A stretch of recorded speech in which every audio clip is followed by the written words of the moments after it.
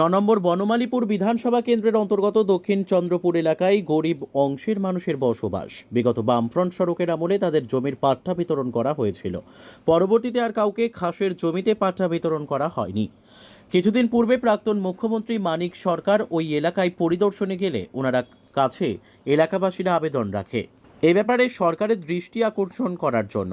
তারই পরিপ্রেক্ষিতে বুধবার বনমালীপুর সিপিআইএম লোকাল কমিটির উদ্যোগে এলাকাবাসীদের বিভিন্ন সমস্যা নিয়ে পশ্চিম ত্রিপুরা জেলা শাসকের নিকট এক ডেপুটেশন প্রদান করা হয়। আমাদের ৯ নং বনমালীপুর বিধানসভা এলাকার দক্ষিণ চন্দ্রপুর একটা এলাকা আছে, আপনারা জানেন অনেকেই, গরিব মানুষের বসবাস বা চন্দ্রপুর বাস সংলগ্ন এলাকায়।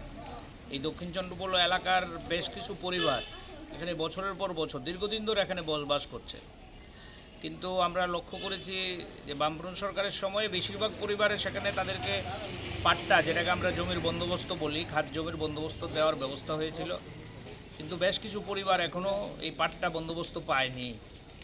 বেশ কিছুদিন আগে আমাদের রাজ্যের প্রাক্তন মুখ্যমন্ত্রী মানিক সরকার এই এলাকায় পরিদর্শন করতে গিয়েছিলেন মানুষের সাথে দেখা করার জন্য।